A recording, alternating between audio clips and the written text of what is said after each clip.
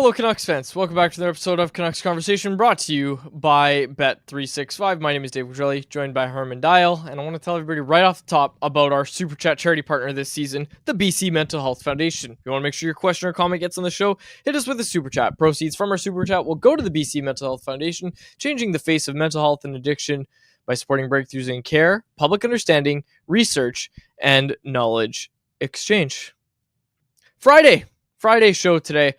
The hockey has been very good in the first few rounds of the Stanley Cup playoffs. And this second round, is it fair to say the second round's been better than the first round?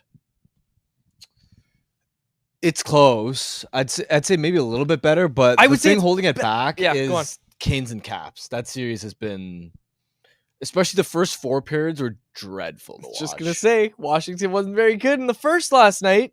They couldn't do anything against Canes. Canes were beating them to every single puck, but switch got flipped a bit there. I'm reading it. Series tied 1-1. It's still a competitive series. The problem is the hockey is so brutal aesthetically. That's fair. The Hurricanes, and credit to them because it's a style that they've had a lot of success with. They're dictating that series. For sure. But it's just so painfully boring watching them play because what they do is just this relentless dump and chase. They retrieve the puck, load a high back to the point, relentlessly spam these point shots and hope that they get bounces.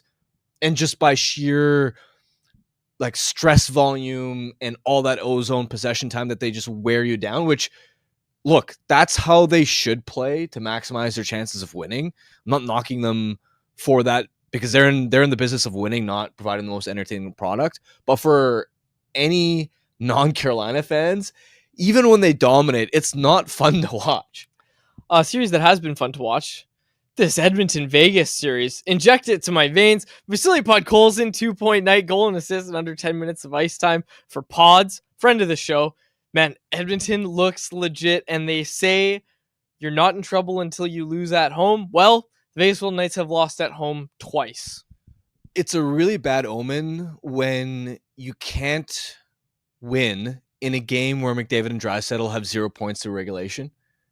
You're only going to have, realistically, in a 6 or 7 game series, 1, maybe 2 games where both of those guys are not on the score sheet at all. It is inexcusable to allow 4 goals in regulation and obviously lose when finally in overtime they finally do break through. But that's as poor as McDavid and Draisaitl are going to look in this entire series. They're going to bounce back unquestionably. And you even saw it in the Canucks Oilers series in round 2 last year where, a couple times in the series, 2 max 3 times when McDavid and Draisaitl were relatively quiet, the Canucks made that a long series because they won those games when 97 and 29 were quiet. You cannot fumble opportunities like that. That is a really bad omen, especially now that going back to Edmonton, the Oilers are going to be able to dictate matchups and get McDavid and Draisaitl out against some softer competition. And to me, what really killed them was Aiden Hill in that second period. The Podkolzin shot the Podkolzin one shouldn't have got should never go in. The Darnell Nurse one should never go in. And in that second period, the Golden Knights had an 11-0 edge in 5-on-5 high danger chances. The overall goals in that period were 3-1 for Edmonton. So Aiden Hill getting outplayed by Calvin Pickard, not very good. Hot take, some excellent analysis from Harman. Aiden Hill getting outplayed by Calvin Pickard, not very good. Calvin Pickard's look good too. That's the other thing that we should be talking about. It's not like, Oilers are putting on defensive masterclass in front of Calvin Pickard and that's what's turned the tide. No, Stuart Skinner sucks. That's what the takeaway should be. And that Calvin Pickard, who's not fantastic by any means, is making the Oilers competitive again. Oh yeah, the Oilers gave up a lot defensively, and that's why it's so frustrating that the Golden Knights fumbled that opportunity.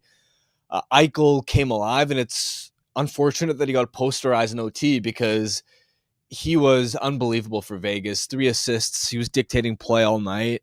Head-to-head against McDavid and Draisaitl, he was performing really well. And Pickard was under siege for large stretches of that game, especially early in OT.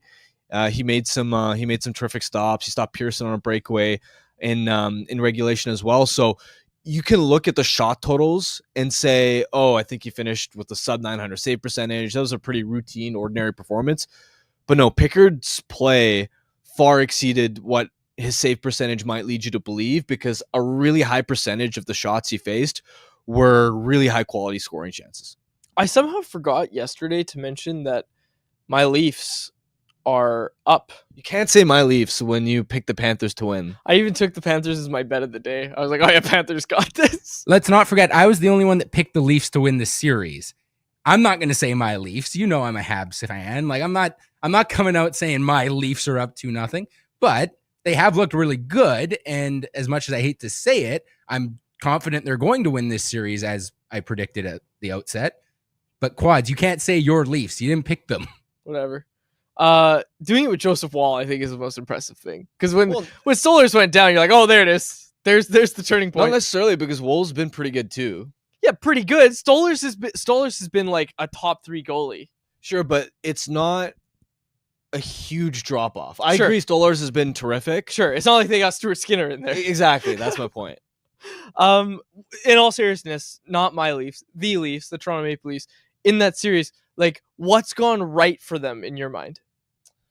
I mean, Nylander's been such a beast. Absolute dog. They're getting scoring throughout the lineup, which that has been an issue. I mean, look at how many goals they've pumped in the first 2 games, whereas past playoff performances, what happens?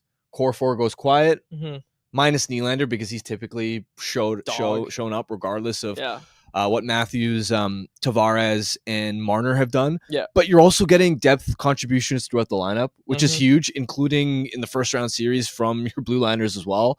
Morgan Riley obviously scored in game 1. They got a goal from Chris Tanev in game 1 against Florida as well. In game 1, though, that Bobrovsky performance was tough. Like, letting in that Tanev goal was a backbreaker in my mind. So even though Stolarz wasn't there for game 2, they've also had a bit of a goaltending edge in my mind. Do we know if Stolarz is like even traveling with the team tonight? Or not even starting, but is he traveling? Like, what's the update there? Let's go to theleafsnation.com, your one-stop shop for everything Toronto Maple Leafs. I don't believe he was going to travel. No, it's Wall. Wall's projected to start game 3. And there's some game time decisions. Man, Leafs Nation, I'll tell you what.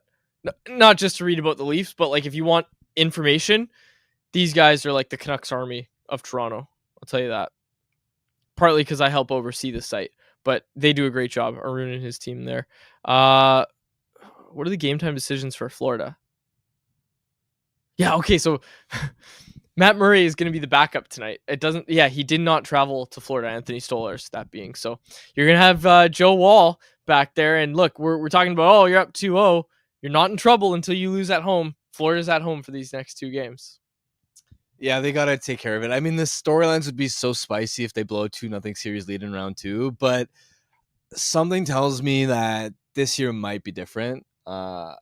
Infamous last words, but it just, the vibes feel different in Toronto this year. Well, like, Mitch Marner's got 8 assists, right?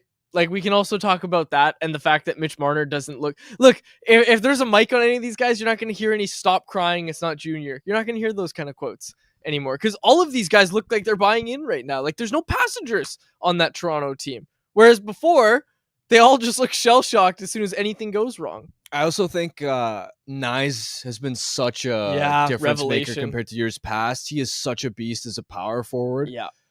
Perfectly built for playoff hockey, wrecking ball in the forecheck. He gives them an extra offensive dimension and takes a little bit of the pressure off of the core 4, which of course has been performing better than in previous playoffs. And I mean, throughout these playoffs as well, they've gotten contributions from Max Domi, who had a pretty underwhelming regular season. Max Pacioretty coming alive. Yeah. They aren't as top heavy offensively as they have been previously.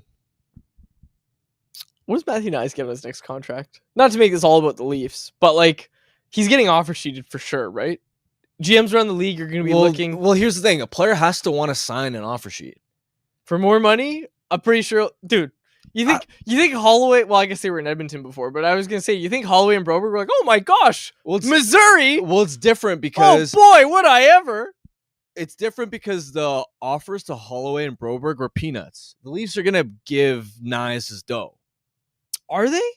Can they work that into their cap picture? They like, kind of have to, and yeah, they can, because Tavares. Tavares is up. Be cheaper. Yes, okay. Tavares is up. Marner's up. That bum's going for sure. That's the thing. They'd probably like to sign Marner too. Marner's Yeah. not going to be cheap. That's going to be an interesting Cap's cap going up. picture. Like, dude, is Marner a $14 million player? I don't love the idea of paying him $14 No, I million, don't either. but He had a great one thing we've season. learned though in these playoffs, you don't want to do the Colorado thing where you give away a game-breaking superstar winger. And I get it, Mitch Marner does not have the playoff track record that Mikko Rantanen does, but this could be a turning point for him, right? He stepped up at Four Nations. He's been good through these playoffs so far, and ultimately losing a superstar 100-point winger for nothing in free agency is a tough look. So as much as I don't love the idea of paying him $14 million, I think I'd rather do that than lose him for nothing. I don't know if you can afford Matthew Nyes if you're dishing out $14 million to Mitch Marner. You can make it work. They'll make it work. They'll try their best. Okay, enough Leafs talk. That was nauseating. Okay, let's move on.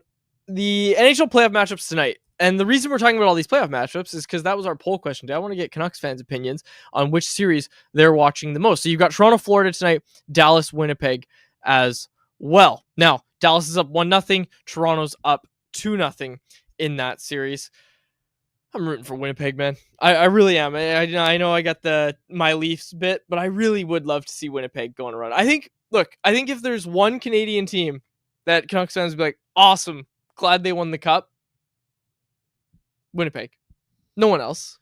Agreed. You definitely don't want to see Edmonton win it. You definitely don't want to see Toronto win it. Could you imagine the coverage of that parade? Oh, boy. Like, Sportsnet would do a 9-part docuseries on it, just on the parade. They'd live stream the whole thing. Sorry, we can't get to the NHL draft. We're gonna run the parade instead. On loop For days. Parade in 30. Okay. Yeah, so it's been good playoffs. It's been really good playoffs so far. So I wanted to ask the question, which series has your attention the most? Let's get to our poll question. It is brought to you by Pacific Toyota Dealers, who want to tell you about the 100% electric Toyota BZ4X. An SUV packed with plenty of space, the BZ4X can handle any terrain and can take you from the city to the slopes. It's backed by the peace of mind that comes with knowing you're driving a Toyota, and if you're driving a BZ4X, you get access to HOV lanes, even if you're driving alone. Get in and go. When you choose the BZ4X, you can get a $5,000 incentive, and now you can finance a 2025 BZ4X LE all-wheel drive from 0.99% APR for 36 months. Visit shoptoyota.ca, your local Pacific Toyota dealer, today. Our poll question today. Lots of series going on. Of the 4 that are still going on, which one has been your favorite to watch? Carolina, Washington, bringing up the rear. Edmonton, Vegas. Toronto, Florida. Dallas, Winnipeg. Toronto, Florida right now has a slight edge over Edmonton, Vegas. Right now, 38.5% of voters say Toronto, Florida, 37.4% say Edmonton, Vegas, 20.8% say Dallas, Winnipeg, and 3.3% say Carolina, Washington.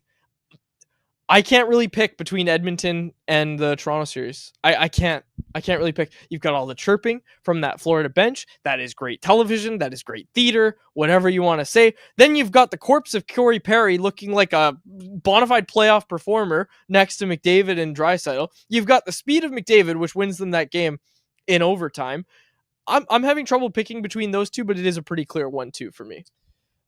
I lean towards the Oilers just because even when they lose or when they're not playing well, it's equally entertaining. Yeah. They just become a hot mess defensively. Yes, true. You love to just the idea of them trying to hold on to a lead with that defensive play and the question marks in net is just really entertaining. And of course, every game they seemingly dig themselves a hole, fall behind the 8 ball, and then it's fun. It's fun to see the game state where the other team goes, okay, we've got a lead. Let's just take our foot off the gas a little bit, focus on our structure, our defense. They stop attacking and go, oh, we'll just keep Edmonton to the outside. And then it's really fun in that environment for the Oilers to be like, oh, you're going to gift us time and space on the perimeter. All right, watch us pick you guys apart and get to the inside anyway. So I lean towards that Edmonton-Vegas series, but in both instances, you want to see Vegas and Florida win so that the series maintains competitiveness and isn't going to be early over with one of these teams, one of their opponents going up 3-0. It's good. It's good. Where was it? Petrus Anderson said, poll answer, I'm watching the World Championships over the NHL playoffs. Did you see anything about the World Championships? All I saw was that video of Team France not being able to get to their dressing room because there was too much media interviewing Sidney Crosby. Did you see that? No, I did not see that. Yeah, the media was blocking Team France from being able to walk because there was that many people around Sidney Crosby. I think it's absolutely awesome that Sidney Crosby went to this tournament, by the way. I didn't even know they played today. Someone earlier said Connor Garland played great today. Yeah, it's all pre-tournament games right now. So Sweden won, and I believe Marcus Pettersson had himself a pretty good game. Connor Garland played well. And then, yes, Canada obviously getting ready to go. But still pre-tournament only over there in Sweden and Denmark. U.S. with a big 5-0 win over Denmark. I'm sorry, I can't get excited about it. I can't. I can't. The coolest IHF World Championship story that we got was Archer Shilov's just going on one and then winning them their first championship. I think that was really cool. But yeah, that's I don't know, man. I can't get excited. Joey Decord is in net for the U.S. I've been corrected. Actually, it is day one of the tournament. I thought we were still in pre-tournament till tomorrow, but no, these were actual tournament games. Connor Garland took a roughing penalty. That checks out. It's really hard for me to get as excited about U.S., Denmark as these actually close competitive playoff series. Logan Cooley scored a goal assisted by Connor Garland. Okay, please stop this. Where did Garland score a goal? I didn't see Garland score a goal. Garland didn't score. People lied to me in the chat. Anyways, okay. We'll do some IHF World Championship conversation maybe on Monday, but yeah, I didn't even know it started today. Petrus Anderson said Canada starts tomorrow. I'll watch Crosby. I'll watch Sidney Crosby. He'll make me watch the tournament. Okay. Want to get to anyone else? Yep. Oh no, before anyone else, I want to talk to you about the Washington Capitals because you wrote a great piece over at The Athletic, and we had a comment early. Karn, regular listener of the show, regular watcher of the live stream, he said, Mick sad, I'm going to be missing this live, but if it's anything like what Harman wrote for The Athletic, it should be a great episode. And you tweeted this a year ago. The Capitals, Washington Capitals, looked doomed as a mediocre team. They pulled off a miracle turnaround in one summer, finishing first in the East and making it to round 2 of the playoffs. Can the Canucks emulate the Caps' improbable rise? Here's what it would take. People are going to go get their Athletic subscription, but people listening to the show, tell us the answer. Yeah, so first, just to set the scene of where exactly the Capitals were at, and I'm not trying to frame Washington as this model contender necessarily. Sure. It's just about drawing the comparison between Vancouver's situation and where Washington was a year ago. So Caps make the playoffs last year, limp in with 91 points, which is only 1 point more than what the Canucks managed this season, and an ugly minus 37 goal differential. Mm-hmm. They got dispatched in round 1, 4-game sweep at the hands of the New York Rangers. And keep in mind that the year prior, they didn't even make the playoffs. So you looked at those factors, you looked at their aging core, and everybody looked at the Caps as this team that was basically doomed and headed towards irrelevancy, really. Also similar to Vancouver in the sense that the Caps had no juice offensively last year.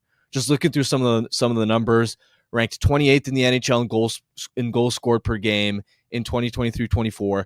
No Capitals forward hit the 70-point mark that year. Their third highest scoring forward mustered just 35 points. So some similar conversations as far as mediocre team, doesn't really get enough scoring. They were propped up by Charlie Lindgren playing out of his mind after Darcy Kemper started struggling. Fast forward 12 months later, they win the Eastern Conference. They win a playoff round. They're now tied in the second round with the Carolina Hurricanes. So we can debate whether they're a true cup contender or whether they're a paper tiger, because I've talked to some execs that look at the Caps and go, they've had everything go perfectly right for them this season. They don't buy them necessarily being one of the top 4 or 5 teams in the league, and sort of expect that next season they could regress and fall back down to earth. But regardless of what happens next, for them to have gone from mushy, mediocre middle to winning the Eastern Conference in the regular season and winning a playoff round, like that's the kind of instant turnaround that the Canucks need to execute to entice Quinn Hughes to stay once he's contract extension eligible next summer. So what I wanted to do was kind of like reverse engineer how they orchestrated this bounce back and see if there are lessons that can apply to the Canucks. I like it. Dan Jardine said the Caps got incredibly lucky this year, just as we did in 23-24. And Cali Canucks said 24-25 Caps equals the 23-24 Canucks. Some similarities there? For sure. And I wrote about like 5-ish takeaways that stood out. And one of them was shooting luck, internal bounce backs, and career best seasons. And honestly, that's part of what needs to happen if the Canucks are going to go beyond just making the playoffs and get back to the point where teams actually look at you as a legit threat to do something. So from the luck angle, and we'll get into some of the actual lessons that the Canucks can emulate shortly, but just to touch on the luck element, Caps shot an NHL best 10.7% at 5-on-5 this season. 5 of their top 6 forwards hit career highs in points this season. They're a legitimately dangerous team, but they shouldn't be firing at this type of clip. They've had every player basically perform to the peak of their potential. I mean, Tom Wilson a year ago was a 35-point player. To this year scores career high 33 goals and 65 points at age 31. Strome was a 65-ish point player. He hit the point per game mark this year. Ovi at age 39 scored 44 goals in 65 games. So yeah, there's been shooting luck, internal bounce backs, and career best seasons. And yeah, that's one of the elements, but there are also some other takeaways as far as roster construction and team building that are interesting. Do you want to get into any more of them? Yeah, let's do it. Let's go. So the first one is that they hit home runs with risky out of favor players. So the Caps last year entered the offseason with a glaring need to add a top 6 center similar to the Canucks right now. And they pulled a rabbit out of the hat with the PL Dubois trade. Now, you and I had many conversations about PL Dubois 12 months ago, and both to us and most people around the NHL, the idea of trading for him sounded silly and reckless for a number of reasons. First of all, coming off a brutal 40-point campaign with the LA Kings, 7 years left at an $8.5 million cap hit was looked at as, oh boy, this could be one of the worst contracts in the NHL. There were concerns about attitude, character, work ethic after the way that he sort of quit on Columbus, and then the way that he sort of forced his way out of Winnipeg as well. No movement clause kicking in on July 1st of 2024. So any team that acquires him, if it doesn't pan out, now PLD, who has historically been very picky about where he wants to play, has full control over his future, so you're stuck with him. And yet the Caps were sort of like, screw it. We believe in his talent. We believe in his upside.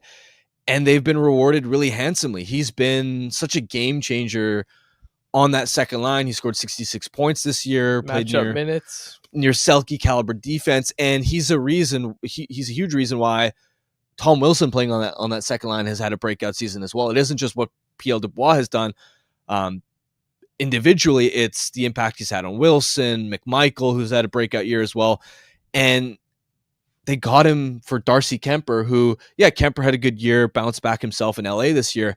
But last summer, Darcy Kemper had lost the starting goalie job in DC. He was aging, of course, $5.25 million cap hit. Like, that was a bad contract that the Caps wanted to get rid of.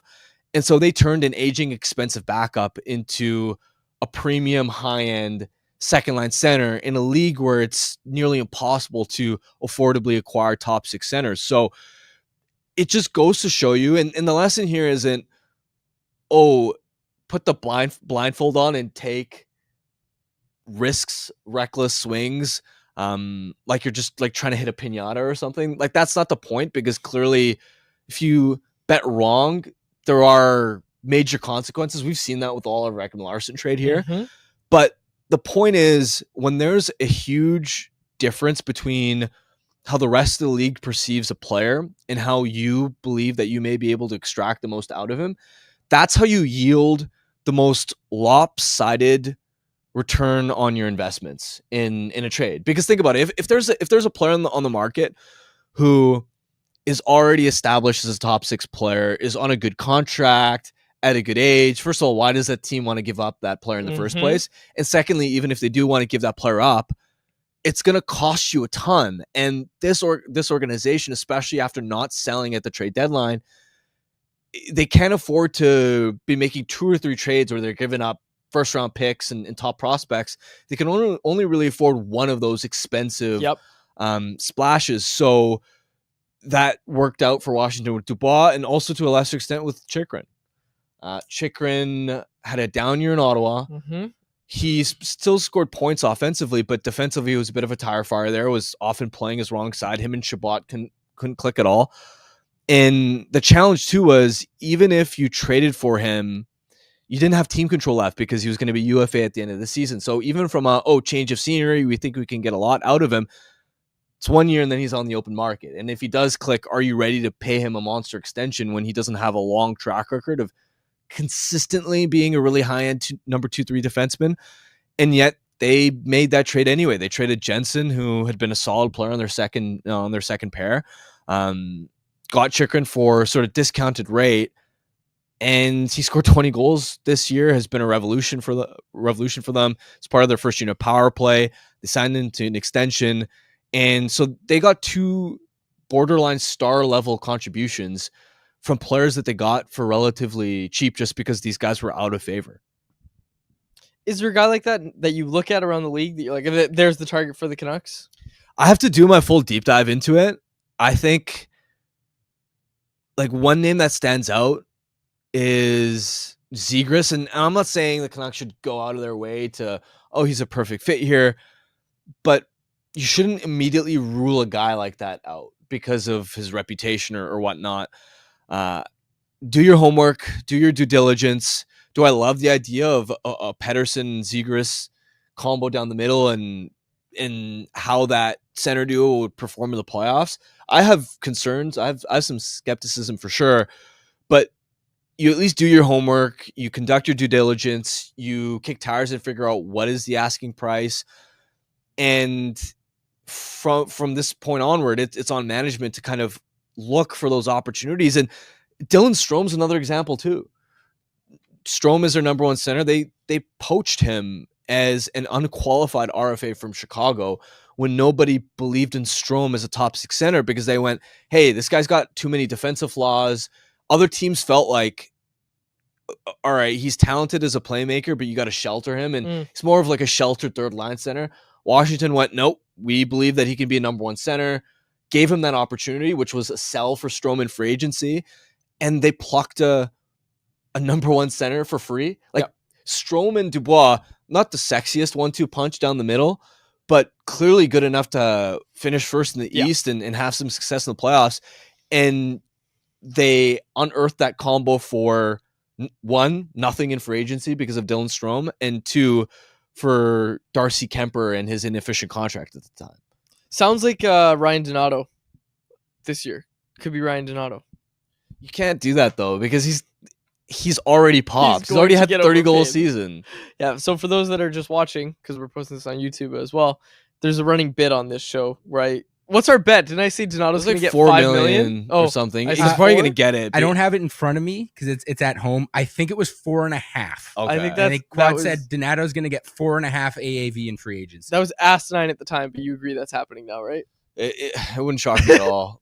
And honestly, like it's mostly I underestimated just how much the cap is inflating the market prices of players across the board, not just the stars. Like the Pion contract, the Coronado contract, Chychrun's obviously higher level, but even he got a lot more than I expected. Yeah, I think Donato could be in that $4.5 million range. Okay, so do you have anything else from this Washington blueprint that you'd like to share? I mean, Spencer Carberry, we've talked about this previously, but 43 years old, he's young by NHL head coaching standards. They hired him despite him obviously never having previously been an NHL head coach, but also only 2 years of experience in the NHL in general, and that was as an assistant with the Toronto Maple Leafs. What he lacked in a proven NHL resume, he made up for with really promising results at the AHL and ECHL levels. But just goes to show what we've hammered home for a while now, that don't be afraid to hire a head coach without NHL, without a Manny. ton of NHL We're experience. talking about Manny. We're talking about Manny Malhotra.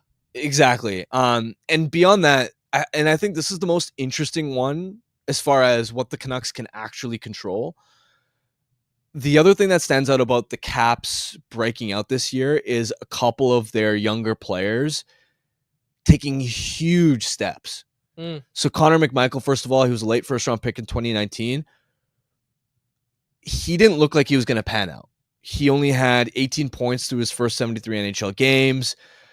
Sort of an okay but non-elite AHL scoring profile as well. Last season, he sort of took a step and became an 18-goal scorer, and you're like, okay, he's a competent top 9 winger, right? This year, he exploded for 26 goals and 57 points. We've seen how dynamic he's been in these playoffs. 22 5-on-5 goals, which led the Capitals and ranked top 20 among all NHL players this season.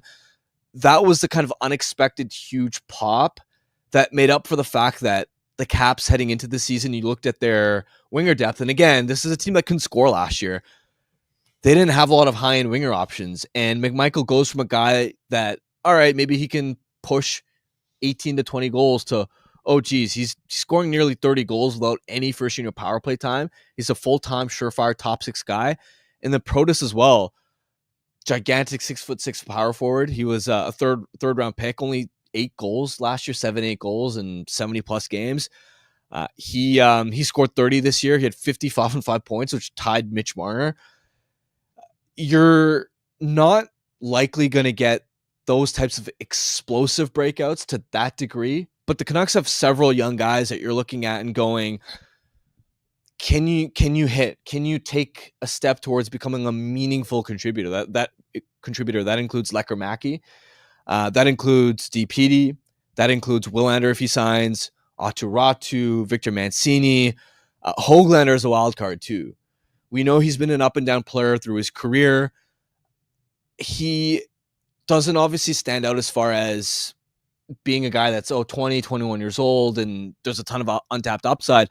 But McMichael, I believe, was part of the same draft class in 2019 as Höglander. So McMichael broke out as a 24-year-old. Could Höglander sort of break out and get back to being not even a 26-goal, 55-point guy, because I think that's unrealistic.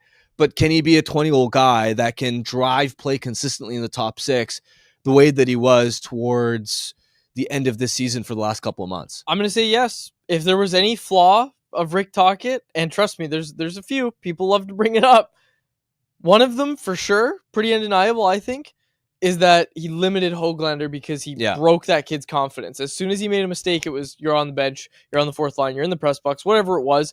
But let's not forget, he started the season really well in the top 6. The leash was very, very short, and I think you and I have talked about that, and we agree that it was very short on Nils Höglander. And then he finished the season really strong as well. You would hope that a new coach would be able to kind of prioritize that and say, like, yeah, we need this guy who's only making $3 million a year to go score 20 goals for us. Absolutely. So between Höglander, Lecker-Mackey, and Dakota Joshua, who we know how impactful he was a year ago, scored 22 goals between the regular season and the playoffs. Yeah. We know how hampered he was this season, understandably, because of the testicular cancer and then some of the injuries that he dealt with after that too. If he bounces back, like, that's what you need. And of course, a lot of this is, we're talking about whether you want to call it hope or players hitting the ceiling case of their potential. Is it a bit of a long shot for all of these things to hit at once? Absolutely. But if we're talking about in 1 year turning around from missing the playoffs to you're one of the best teams in the Western Conference and you could actually do some damage if you get there, it's going to require everything sort of going right. Yep. And part of that involves your forward group exceeding expectations, because Höglander, Lecker-Mackey, Joshua, and then, of course, whoever they target in free agency or the trade market, those guys exceeding expectations. We got a super chat. Did you have anything else on the Caps blueprint? I think that was about it. Oh, the other big point was, on top of the whole like shooting luck and PDO angle, They got elite starting goaltending from Logan Thompson. Oh, yeah. And this is interesting because Lindgren was one of the only reasons the Caps made the playoffs last year. He had 9-11 save percentage or something along those lines. He was arguably their most important player. Once they dealt Kemper in that Dubois trade, they had Clay Stevenson and Hunter Shepard down in Hershey, who had been one of the best goaltenders in the entire minor leagues. They could have gone with a Lindgren-Stevenson tandem or Lindgren-Shepard tandem. Stevenson. They instead went, we're going to have to rely on our goaltending being a strength. So they went out and traded that third-round pick to go and get Logan Thompson out of Vegas. And that's where Thompson, he struggled down the stretch, but for the season as a whole was one of the best netminders across the league. He's been solid in these playoffs as well. Lindgren slipped, but getting that elite level performance from Thompson, especially for the first 2/3 of the regular season, was a massive difference maker. And that's where, if the Canucks are going to return Demko and Lankinen as a tandem next summer, next season, if you're going to be investing nearly $10 million to the crease, you need that to be one of the best goaltending tandems in the NHL. I was going to say, Canucks getting good goaltending next year feels like one of the most likely things on that list. One of the things that, like, they don't need to do anything this offseason to get that next season. They should just be able to get it. Goaltending's fickle, man. I believe in Thatcher Demko. Goaltending's voodoo. I believe in Thatcher Demko. I can see the bull case, and if I'm looking at it right now, I'd say they're more likely than not to get it. But you can't look at that as a guarantee because goaltending is so fickle. I mean, who would have thought that? Look at these playoffs. That Andrei Vasilevsky would get outdueled in round one. That Connor Hellebuck would struggle to this extent. And I know he's had playoff struggles in the past, but goaltending is always up and down. Yeah, and I get what you're saying. Even in this Vegas Edmonton series, you're seeing the Oilers not only outplay the Golden Knights and before that the LA Kings, but they're like Pickard's outplayed Adin Hill in this playoff in this playoff round before, and even in last year's playoffs, Skinner, after being awful against the Canucks in round two, outdueled Jake Ottinger in the Western Conference Final. So it's just, goaltending is one of those things that matters, but is so hard to predict, especially when you've got a goaltender in Demko where you don't know about his durability. So yeah, more likely than not, you're going to get it, but you never know. All right.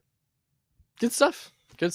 Thank you for bringing that to the table today. I didn't have to talk for about 20 minutes, which I'm sure the listeners enjoyed. We got a super chat here from Canuck Noah.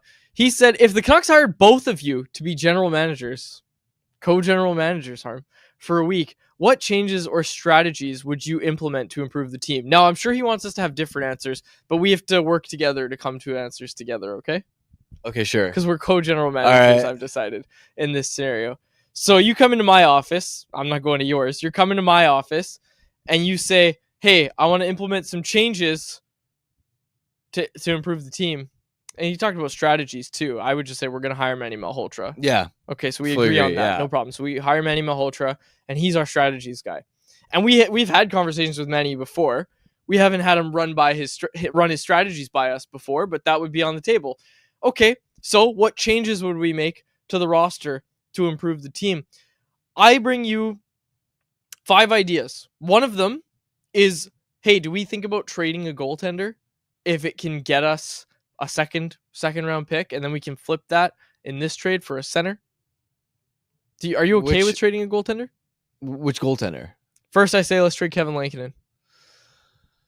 I would lean towards no, because I can't bet on Demko staying healthy with certainty yet.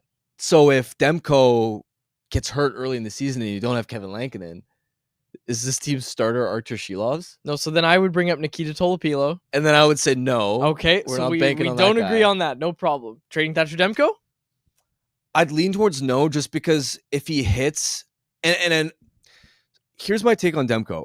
I don't know what he's going to be next season. I sort of view him as a lottery ticket. And I've made this point before, where we wouldn't be surprised if next year he has another season like this one where he can't stay healthy and isn't quite able to play to his potential. And you look at that $5 million cap and go, oh boy, if we had just pooled that together and traded him last summer, and we could have upgraded our forward group, like that's a very plausible scenario, but it's equally plausible that you manage his workload, he stays healthy, gives you 45 games or whatever it is, and he plays at a Vezina caliber level, and all of a sudden he raises your ceiling and gives you a star level sort of performance there. I would rather be the team that keeps Demko's lottery ticket, because I think this team's issue is not is how do you increase that ceiling, and he's one of the rare players that could increase this team's ceiling. But the only scenario I would be comfortable with the idea of potentially shopping Demko is if I already know a second trade to get me a kind of like game breaking first line caliber winger or like a high end top six center, and the only hang up to getting that is assets and cap space that you could gain by trading Demko. But I wouldn't. So it's like I would be open if that second trade is already like I know the parameters of that, I know what it would take, sort of similar to the Marcus Pettersson trade, where as soon as the Canucks made the Miller trade, it's like they already had that Pettersson trade waiting. You would need that trade for that other winger or that center ready, and it's just like we need the extra assets or we need the extra cap space. Then okay, I'm open to the idea of shopping Demko for the right guy. But if we haven't figured out the second trade yet, I'm not going to go, let's trade him to gain the cap space and assets now, and then try and figure out the second part later. You would need the second trade already in place before pulling the trigger on giving up on Demko as a lottery ticket. Do you know what that sound was? That's our boss, Jim Rutherford, knocking on the door, kicking down the door to tell us all about Gary Roberts and how there's no way in hell we're trading Demko under his watch. People are bringing that up too. That don't forget, in this exercise, your ultimate mandate from ownership is you must make the playoffs this year. Hey, yeah, it is. We're on board with that. Yeah. We're totally, there's no rebuild talk here. If we were hired as GMs today, we'd be talking about, let's get that playoff revenue. I'm pretty sure management gets bonuses if they make the playoffs. So obviously I'm only thinking about myself in this situation. So let's make the playoffs. Okay. So we talked about goaltending. Okay. All right. This is turning into a much longer exercise. Look up what you need to look up. Okay, yeah. Look up what you need to look up, because I'm going to start anyone else, because this is going to run way too long if we don't start anyone else. So I'm going to tell everybody that anyone else is brought to you by the Vancouver Canadians, who are back on the road this week, but back at home at the Nat starting next Tuesday, May 13th for a 6-game set with Everett. The summer weather is nearly here. You can feel it, so it's a great time to get out to the Nat. They've got a nooner at the Nat on Friday the 16th. Get out of work early, grab some friends and head down to the ballpark. On Saturday the 17th, the Seas host Women in Sport Day with a special guest appearance by Hazel May. And check out the White Spot Family Fun Sunday on the 18th. Bring the kids. They get to run the bases post-game. It's always a fun day on a Sunday afternoon. For tickets, call 604-872-5232 or check out CanadiansBaseball.com. Remember when you were asking me about the Caps? Player that's maybe like out of favor that you could sort of buy low on. I don't think this necessarily qualifies as out of favor, but I do think it's potentially an opportunity to buy lower on a player that may have star upside. And I don't know if this team would make this player available, but Alexis Lafreniere. Oh. And this is where this team needs to find guys that have the ability to next season be potentially dynamic stars, and whether that's at center or at wing, we know they need to get a center, but this team isn't just one center away from, we've got this great top six. They need better wingers. They're losing Brock Besser probably. And this is where I look at Lafreniere, and I know a lot of people will go, bust. He hasn't fulfilled his potential. Still 23 years old. And keep that in mind in the context of how long it took a guy like JT Miller to hit his potential. Yeah. And this is the key, right? So in 2023-24, Lafreniere scored 28 goals and 57 points, despite barely getting any first unit power play time. Was one of the best even strength forwards in the NHL. He had that terrific playoff run last spring, where he had 8 goals in 16 games, 14 points. He looked like a player that was ready to take over, and it wasn't just the production. It was the way that he was single-handedly driving play. He'd become quicker. The NHL Edge data showed that, which had previously been a knock on Lafreniere, was he's a little bit slow. His foot speed had improved, more dynamic off zone entries, a guy that you looked at and go, this guy can drive a line on his own.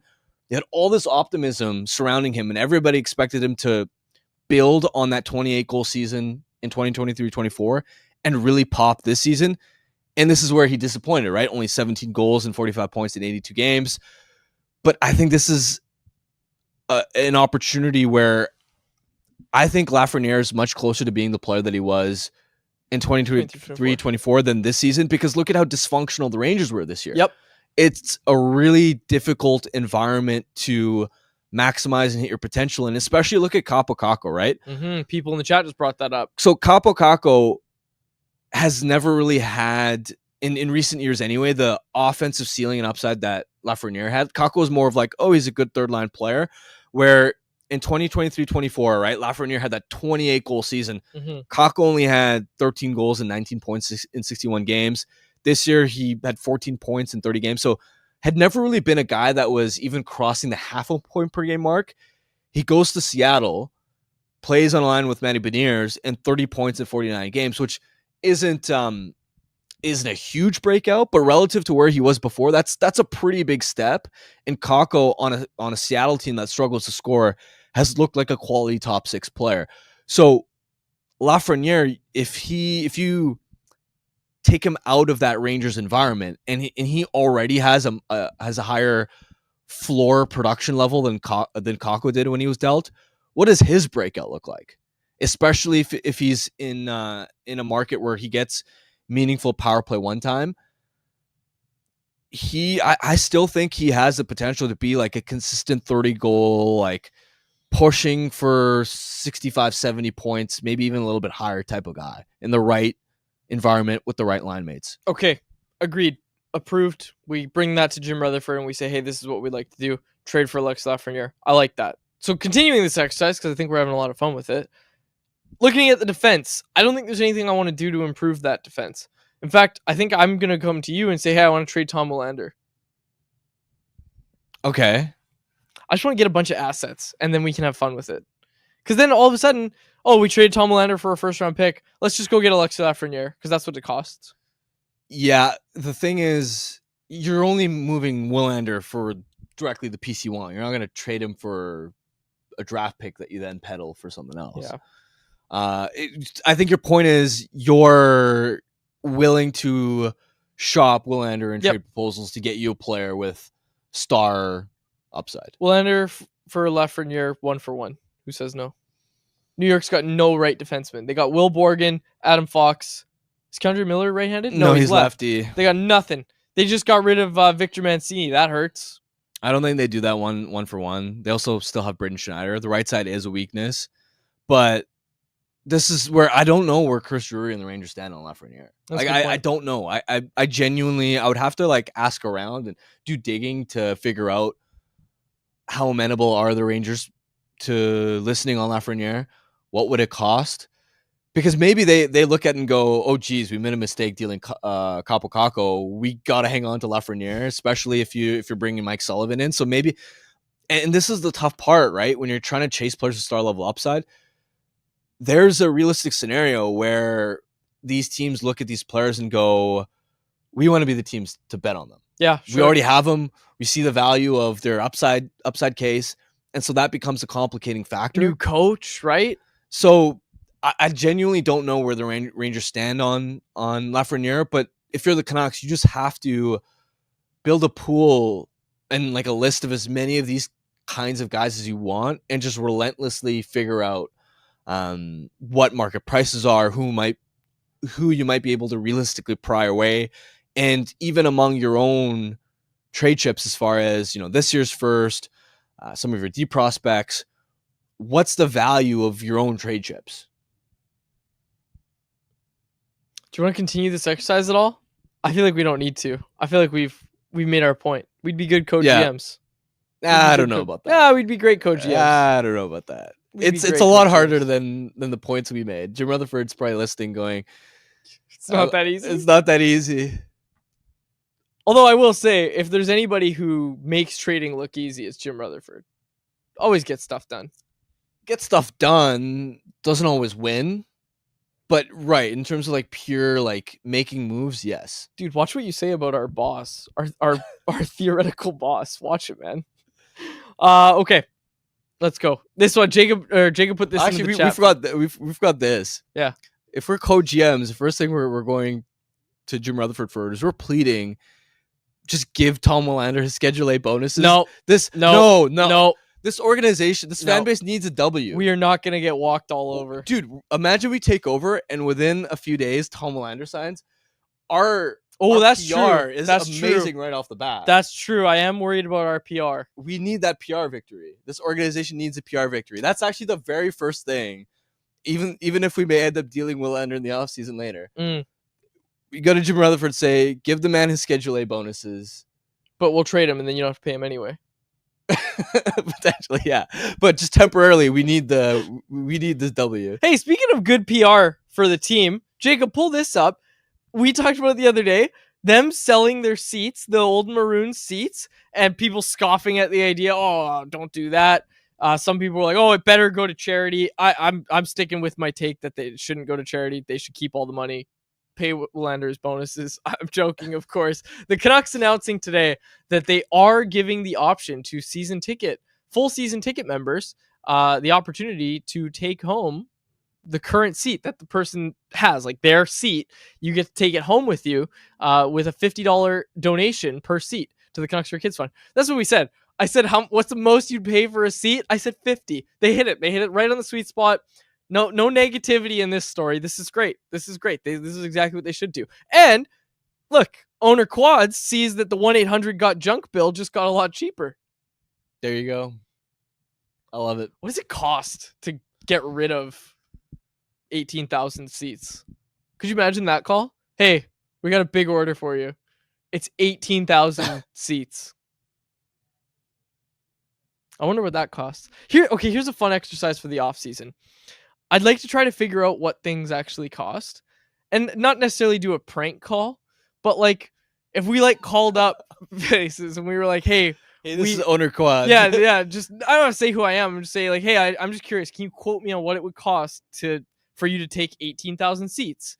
Or, "Hey, I'd like to buy this 20,000 square feet of land and build an ice rink." You know, I don't think it's as simple as calling somebody just up. Call it up. Hey, I'd like to buy 20,000 square feet of land. I know a guy. I got a guy. I'm gonna try to figure it out because that's the thing. People can say, "Oh, land in Vancouver is so expensive." Let's see if I can get this done. If I can just build a practice rink, hypothetically, and then at the end be like, "I'm not signing anything. Nope, no, I'm not doing that." I'd like Love that. Give it a go. Let me give it a go. That's honestly that's what should actually happen here. Just let me give it a go on finding a practice facility. Just let me give it a go.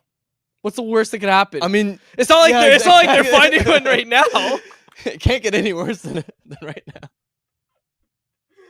Oh man, I'm available if anyone we've already established Jim Rutherford's watching, so I'm available if any assistance is required on negotiating a practice facility. Zest thinks it's $30 million to build a practice facility in Vancouver. Not if I'm negotiating it. Honestly, okay. But you would also build it in like Coquitlam, where Dude, players best place on earth. Downtown practice. Maple Ridge, no problem. State-of-the-art facility. Yeah, in that's right. Maple Ridge. Yeah. Ever been to Enmore? It's beautiful. All right.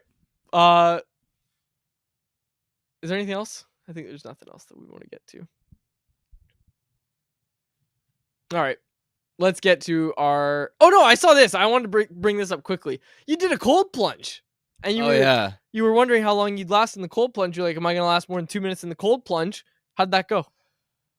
Didn't make 2 minutes on the first one. Made it on the second try. I knew breathing would be important, but I just took a couple deep breaths on the first one. I was like, I'm sure it won't be that bad. It was bad? It was bad, yeah. For first time around, I don't even know if I made it over a minute, to be honest. And then the second time I was like, okay, I gotta like prep my deep breathing. And that went a lot better. That was 2 minutes plus. And it was a lot of fun because it's at Tally in Mount Pleasant. So went on a 5K, did the cold plunge, the sauna, and then also these like Normatec. Have you seen those Normatec? Yeah, those are awesome. Those are the same ones that players use on the team plane and everything. So use that, and then I was like, okay, this is gonna be an interesting test because I had pickleball right after.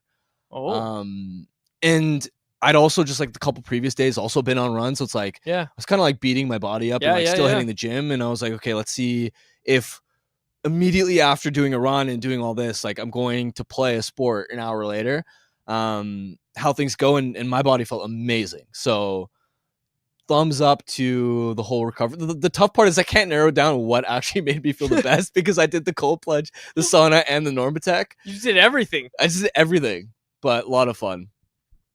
I've started doing cold showers. That's helped me recover better from sports and stuff. I pulled my quad so bad on the weekend. So bad. I slid into second base. I stole second base. I slid in. I haven't slid in a while. And my left leg just kind of got stuck. And honestly, the first reaction I had was thank God I didn't tear my ACL on the slide. But my leg just got pulled back. And I was hobbling a bit, but I made it through. I think your days of trying to steal bases might be over. They are. And then I got tapped 3 times at MMA last night. And that also hurt. My neck is not feeling good this morning. But yeah, cold showers help. Cold showers do help. How much are one of those cold plunge machines? I've seen people have them in their house. I don't know. Okay. But you know what makes me feel a lot better about not liking the cold plunge and not surviving that long in it the first time is, did you see the clip of Connor McDavid on Instagram? He has this was honestly some of the most personality McDavid has ever shown. He had a post on his Instagram, like a little video kind of like vlog style type thing of him at night hopping into the cold plunge that he has in his house and him just like talking to everyone through it and him just like dreading going in and not wanting to do it, but obviously still doing it. Yeah. And I'm like, okay, like Connor McDavid, the best player in the NHL, doesn't love cold plunges, but just powers through it anyway. Like, I feel a little bit better about not loving the cold plunge, and it makes me feel like less of a wimp and a coward. I think that's a very, very valid way to look at it. Big Hook Hockey and Calvin 99 Charlie pointing out that quads pulled his quads. Yes, you're correct. All right, let's get to our Bet365 bet of the day. Brought to you by, you guessed it, Bet365. Playoff action tonight. Man, the Leafs are plus 195 underdogs in Florida. Florida is minus 240. Whoa. That's crazy odds. I'm riding with them. Toronto Maple Leafs money line. We're taking it. Plus 195. That's crazy. We're taking it. Plus 195 money line. You can get the Leafs to beat the Panthers.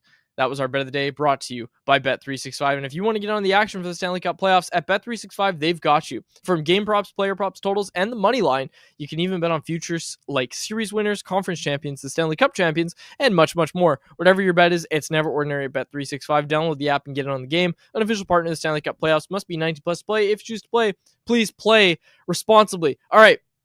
Wanted to also mention Abbotsford goes tonight. They can clinch. They can move on to the third round of the Calder Cup playoffs. Rink Wide is going to be live after that game. And of course, we are also going to have the Farmies, courtesy of Cody Severson, tonight on CanucksArmy.com. So make sure you're checking out Canucks Army to read about and watch clips of what happened in that Abbotsford game. But we will close it out there for my host. Sorry, before we wrap up, I got to point out in the chat. So I did put out there, like when you're talking about trading for Lafreniere, who are the first overall picks that eventually played for the Canucks. And we talked about this before the show. Oh, yeah. For a different reason.